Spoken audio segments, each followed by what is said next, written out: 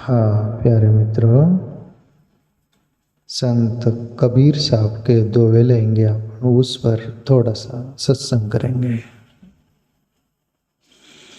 जाति न पूछो साधु की, पूछ लीजिए ज्ञान।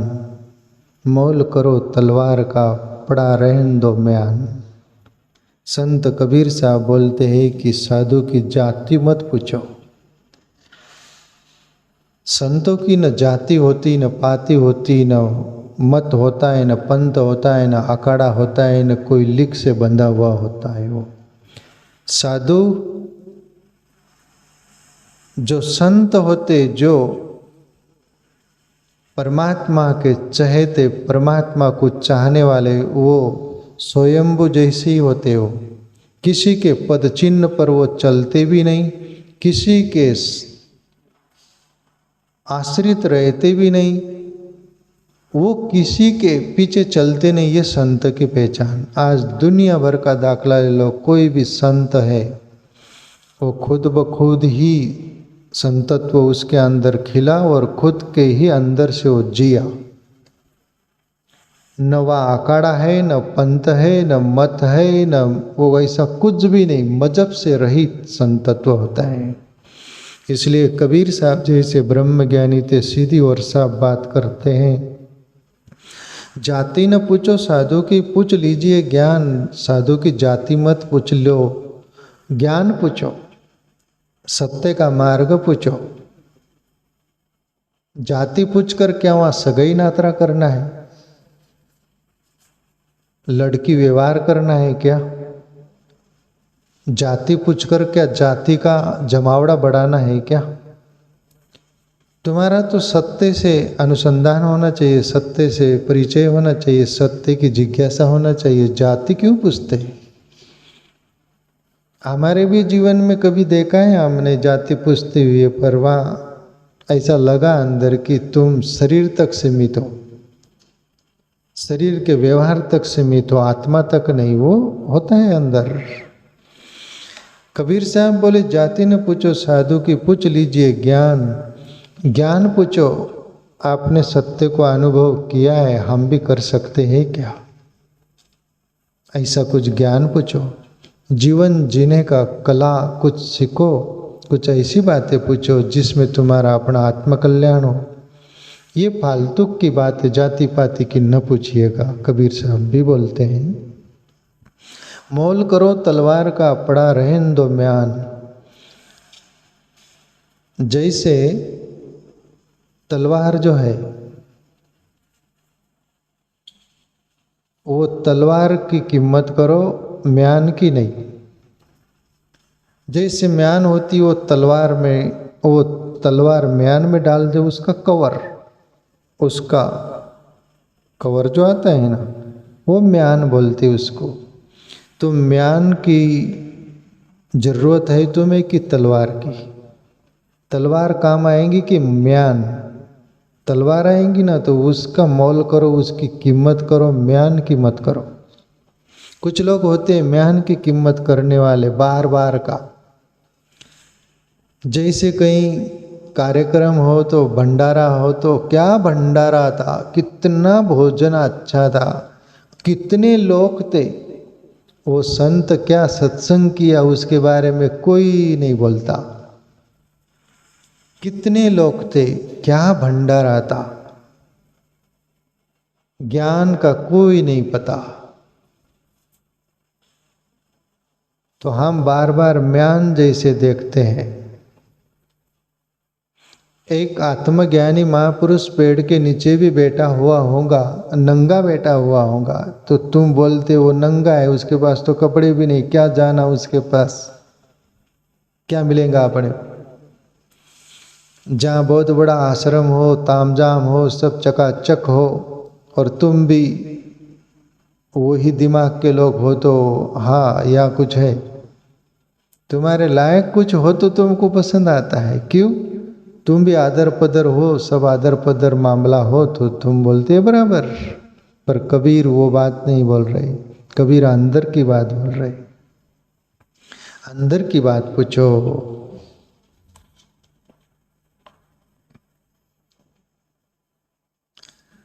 ये जाति पर आए, बंगाल के एक संत बाउल हुए, मैं पढ़ा था उनको।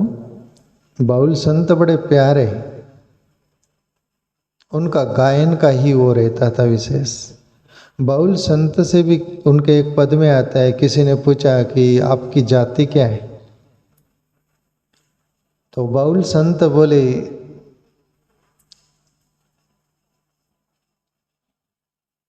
जाति हमारी उत्सव, आनंद हमारा गोत्र।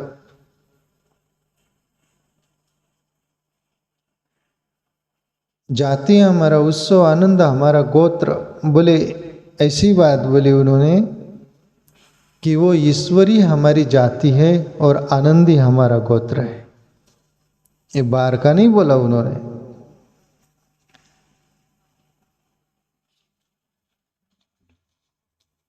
दूसरा दुआ, लूट सके तो लूट ले राम नाम की लूट, पीछे फिर पछताओगे प्राण जाए जब छूट। लूटना हो तो हम बहुत मालगाड़ी भी लूट लेते, हम ट्रक भी लूट लेते। लूटना हो तो किसका घर भी लूट लेते। लूटना हो तो लोगों का रिंग चेन भी लूट लेते और पैकेट बटवा भी मार देते, वॉलेट। ये लूटने में हम माहिर है दूसरों को, पर ये लूटना तो एक साधारण चीज हुई। कबीर साहब उससे नाखुश है और कोई भी ईश्वर को अनुभव किया महापुरुष इस बातों से खुश नहीं होगा, उससे खुश होगा जो तुमने शाश्वत चुना। राम नाम की लूट है, लूट सके तो लूट, अंत समय पछताएगा जब प्राण जाएंगे छूट। जिंदगी में प्यारे मित्रों, हमारा मूल्यवान जो ईश्वर की भक्ति किए, नामस्मरण किए, ध्यान किए, हमारा आत्म उद्धार का जो था साधन सब कुछ, उसको हमने अपना कर उस पर हम चले ना, तो वही सच्ची लूट है। बाकी ये लूट जो है तुम्हारा शरीर तक, मन तक, इंद्रिय तक सीमित है और उससे परे सत्य है। तो उसकी बंदगी और भक्ति करो, वो तुम्हारा अपना होगा।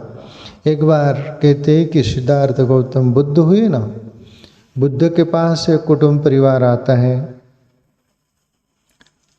बड़ा परिवार था, और उनके जो मुखिया थे वो बुद्ध के भक्त थे। तो वो बोलते हैं बुद्ध को, बुद्ध को सबका परिचय देते। सबसे पहले अपने पिताजी का बोलते, फिर माँ का बोलते, फिर भाइयों का, पूरा परिवार का बोलते हैं।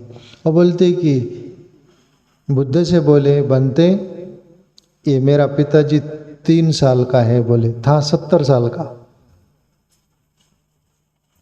माँ मेरी 1.5 साल की है, बोले अभी वो भी 65 के ऊपर ही होगी।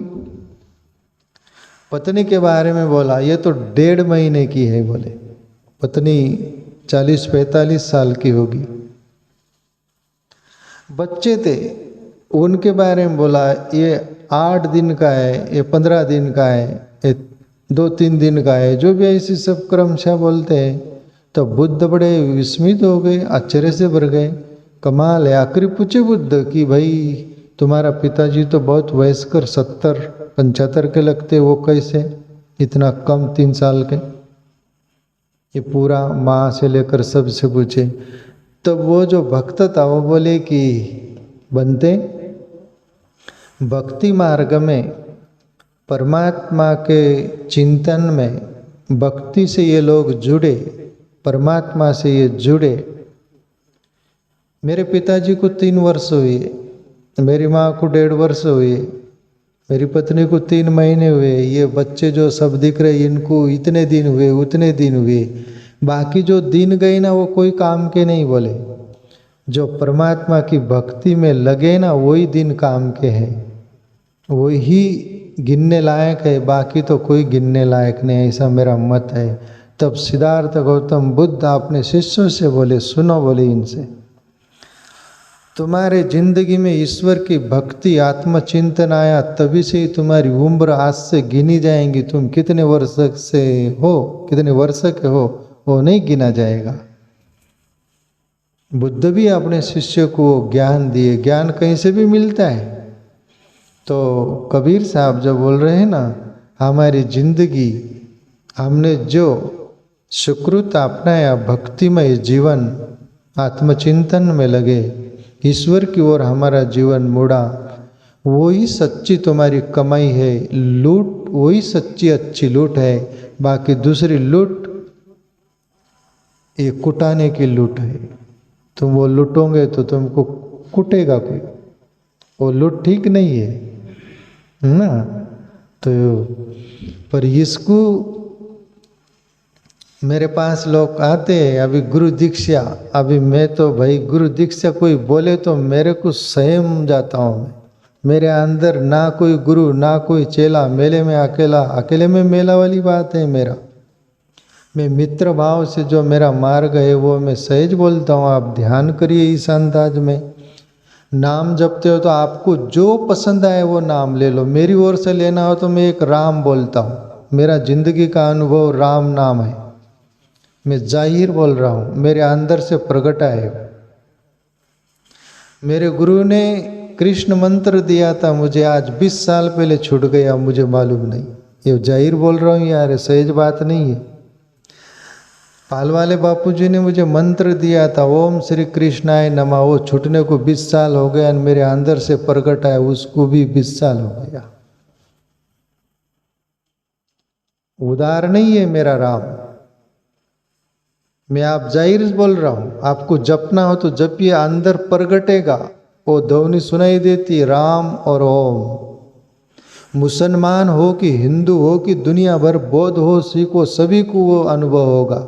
मैं डंके की चोट पर बोलता हूँ। मुसलमान भी उसको अनुभव सूफी फकीर आमीन बोलते हो, आमीन का अर्थ ओम ही होता है। ऐसे सभी ओम का ही जिक्र करते हैं। राम और ओम, पहले वो पीछे मकार शब्द आता है। कोई राम सुनता है, कोई ओम सुनता है, वही अंदर से ध्वनि चलती है। तो मैं आप सबसे बोलता हूँ,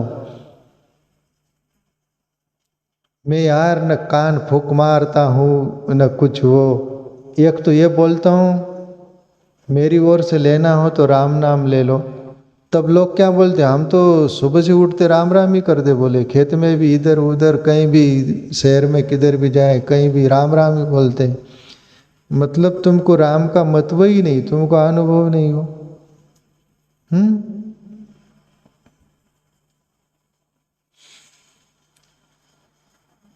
तो यहाँ कबीर साहब भी वही बात बोल रहे, लूट सके तो लूट ले राम नाम की लूट, पाचे फिर पछताओगे प्राण जाए जब छूट।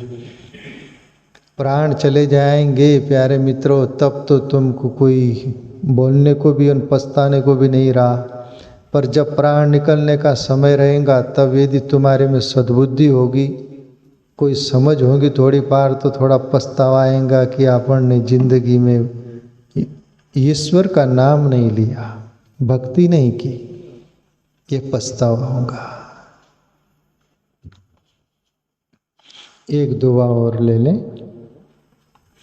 धीरे धीरे धीरे रे मना, धीरे सब कुछ होए, माली सिंचे सो घड़ा, ऋतु आए फल होए। कबीर साहब उदाहरण माली का देते हैं। धीरे धीरे धीरे रे मना, धीरे सब कुछ होए, माली से सोगड़ा, ऋतु आए फल होए। माली यदि बोले बोले मेरे को आज ही फल फूल चाहिए, आज ही मैं 100 घड़ा पानी दे देता हूँ पेड़ को, एक ही दिन में पेड़ बड़ा हो जाएगा, फल फूल आ जाएंगे, इम्पॉसिबल। ऐसा ही बोले धीरे धीरे धीरे रे मना, धीरे सब कुछ होए। बोले धैर्य रखना, जीवन में अपना कार्य कर्म करते रहना, पूरे प्राण से करना, उसका फल सुनिश्चित मिलना है। जितना भी जो कुछ मिले उसको स्वीकार करना, बाकी उतावलापन मत करना। कहीं के लोग होते उतावलापन, हमने इतना किया क्यों नहीं मिला,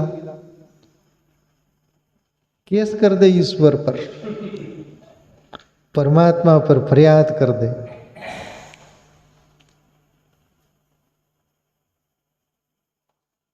कल वो पुंडलिक बोल रहा था कि कोई वो मूवीज वगैरह कोई निकली होंगी कि साधु पर केस कर दिए, बोले ये बोले ईश्वर के भक्त है, बोले ईश्वर पर तो केस नहीं करी जा सकती, वो तो दिखता नहीं, पर ईश्वर के भक्त है, साधु संत है, बोले इन पर केस करो, बोले ये उनको जानते हैं, बोले ये उनको बोले।